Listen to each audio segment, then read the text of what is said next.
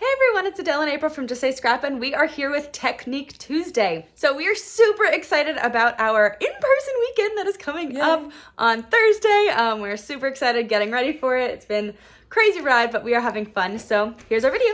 So today we are actually going to be stamping and creating a shadow using our Spectrum Noir markers. So I have our months of the year May here. So this beautiful stamp.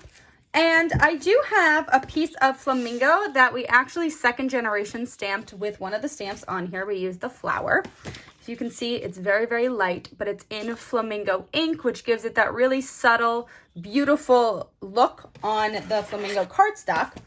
And I'm going to be taking my T-ruler here and just lining this up on my stamp surface because I actually want to stamp the word May smack dab in the middle, so I can see the 6 inches there then, and we can stamp that perfectly. I'm actually going to move this stamp up a little bit further up on our 2 by 3.5 block, so we've got that nice clean image that we got there.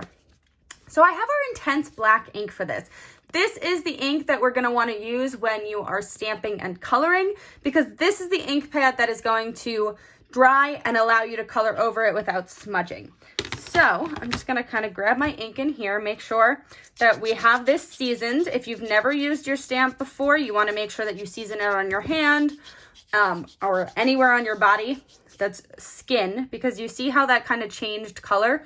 That means that it's seasoned, and it means that that stickiness is kind of now more matte and it will pick up the ink well. So we really want to saturate our ink here. My intense black ink is very, very loved. So I do need to re-ink it at some point. We do have a re-inker for it. So I'm just kind of going along the edges because the edges of the stamp are going to be more juicy if you use it a lot, because we usually tend to stamp in the middle. So the edges kind of get all that excess ink that's then getting pushed out. All right, I got that inked. I'm kind of eyeballing it, but just making sure that I'm at that 6-inch mark. Using that T-roller, making sure that everything is straight. The longer I hold it, the longer the ink will have to set into our paper, which is great. And we're just gonna pull that up and we've got a really clean image. So I'm gonna just kind of take this, flip my Versamat over because that's what's perfect about this. And my stamp chamois is dry, but we've got this beautiful stamp chamois case.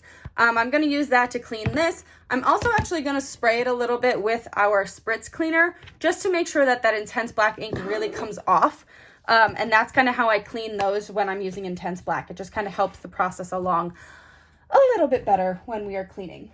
So this is actually part of one of our calendar kits. So I'm going to be using my lavender stamp or lavender blend Spectrum Noir marker, because this is going to go with the calendar kit that we are doing.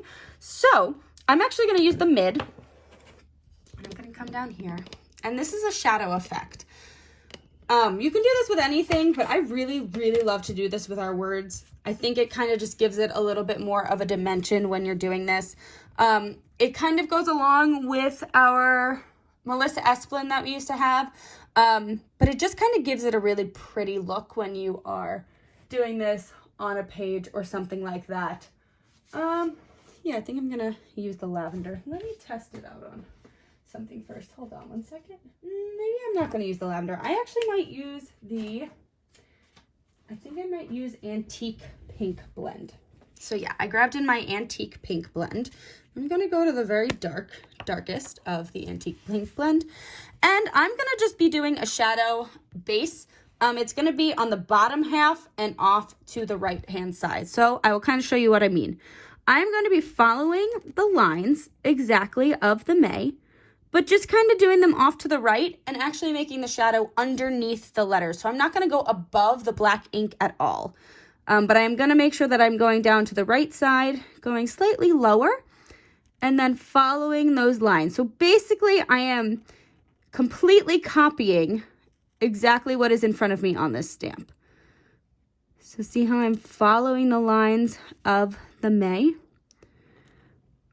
Going down below, see how I went below there, coming up here, going below, always starting a little bit lower than the top, And that creates that really cool look and giving it a shadow. I did go a little bit off here, so I'm just gonna fix that by making that a little thicker.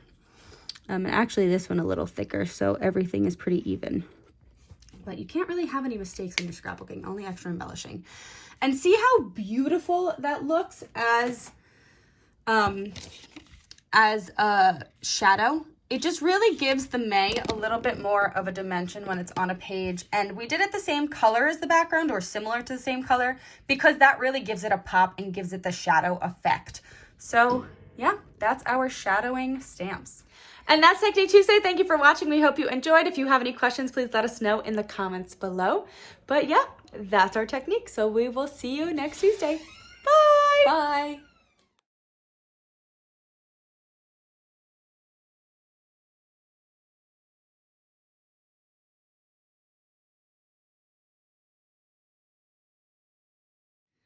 Who's walking? Stop walking. Oh, it's Grandma? Huh? Never mind. You can keep walking. Okay. It's a joke on a cookie. Thank you. For your support. We're trying to finish the ending of our video.